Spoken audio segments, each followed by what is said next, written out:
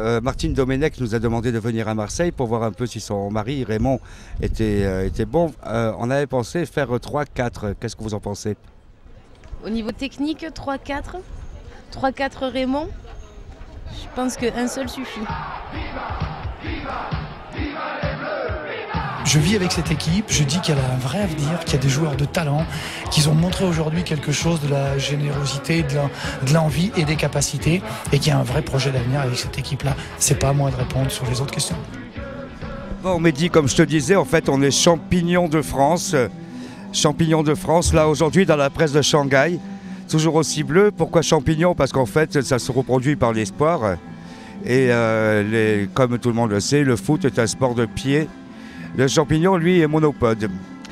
On doit parler, en fait, aujourd'hui de notre ami Raymond Domenech, qui, lui, fait du théâtre avec le ballon et qui gère une équipe sur scène de 11 personnes dans lequel il y a des bois, de l'herbe, des traits blancs. Et pourquoi est-ce qu'on tond la pelouse? Bonne question. Alors ça, il faudrait, si on peut, en fait, si Raymond Domenech nous entend, s'il peut nous appeler au 628 247 228, je répète, 428 250 32, c'est pour nous demander pourquoi, parce qu'on se demandait pourquoi tond-on la pelouse. Il y a des décisions politiques, elles ne m'appartiennent pas. Je crois que c'est pas à moi de répondre à ce genre de questions. Donc, si tu étais sélectionneur de l'équipe du mondial de pétanque à Marseille, pourquoi tu n'as pas mis Lenny Selem, par exemple? Et pourquoi? Il fallait faire des choix. Et on s'est longtemps posé la question sur Lenny. Et puis il n'était pas là le jour du rendez-vous. Donc on s'est dit bon.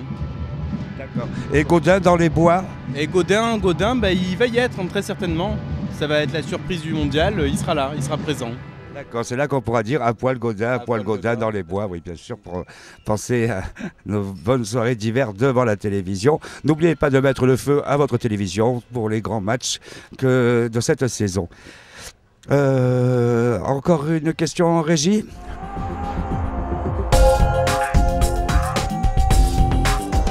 Ah oui, alors ça c'est le petit Raymond, 87 ans. Me demande Carrefour donc rembourse la télévision. Si vous achetez une télévision et que l'équipe de France gagne la Coupe du Monde, on vous rembourse la télévision. Qu'est-ce que tu penses regarder le match réellement à la télévision? J'irai à Carrefour. Ah oui, oui bien sûr. En fait Carrefour c'est un rond-point. C'est oui c'est ça, une intersection. On peut y rencontrer beaucoup de gens justement au rayon de télé. Oui. Et donc là tout plein de télé, c'est un grand écran. Donc il faut y aller, et puis si on gagne, au moins on n'a pas besoin de l'acheter, on récupère direct la télé après la finale.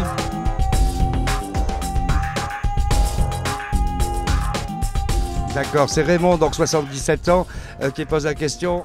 Est-ce que c'est bien pour faire une réunion en Chine avec les Marseillais pour le football? S'ils n'essayent pas de troquer leur saké contre leur pastis, ça risque de bien se passer, ouais. On me dit à l'oreillette que la Réunion est une île. Qu'est-ce que tu en penses?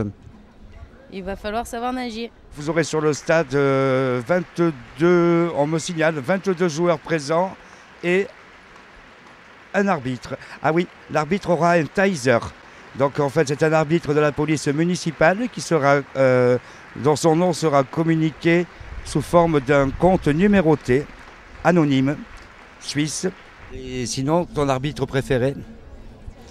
Mon arbitre préféré, j'en ai pas vraiment de préféré, parce qu'à chaque fois c'est de sa faute, hein. C'est tout ce que j'ai compris. Oui, la régie. Il paraît qu'ils sont bidons les arbitres. D'accord, les arbitres, donc pareil qu'à Marseille, les arbitres sont bidons, donc il faudrait peut-être aller retourner vers Fossé pour voir si les arbitres sont en forme.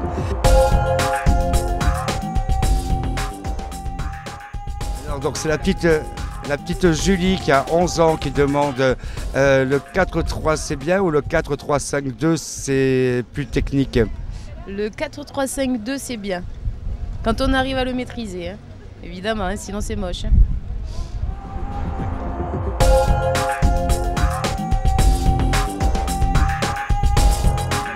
Alors, un petit schéma tactique pour le prochain match. Je vous fais ça de suite.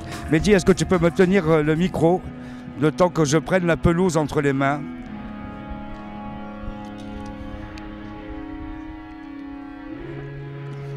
Donc, tactiquement, on va mettre le goal ici. Là, on va mettre une ligne d'avant. Ensuite, on va mettre les attaquants qui iront ici vers le goal. Voilà. Je pense, pour la première mi-temps, on fera comme ça. Et pour la seconde mi-temps, on fera comme ça, avec le goal ici. Ça ne peut pas marcher parce que le ballon va rebondir s'il n'y a pas de trou. On va garder le goal en bas et on va faire que les attaquants partiront plutôt dans le sens du public. Merci, merci. On entend les applaudissements. Merci beaucoup pour cette stratégie. Je pense qu'on va gagner.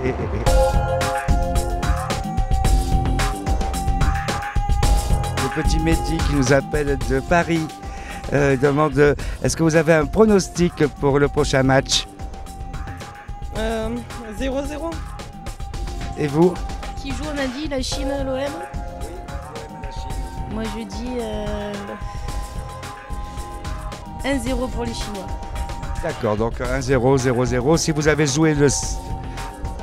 Bien sûr, hein, tous ensemble. Donc 1-0 tous ensemble. Donc je rappelle, si vous avez joué le 7, le 3 et le 7, vous avez perdu parce que vous avez joué 2 fois le 7. Nous aurons Martine aussi sur le stade, donc 22 garçons, un arbitre avec le taser et Martine. Bon, ben, je vous souhaite un bon match de ce soir. Et à vous les studios.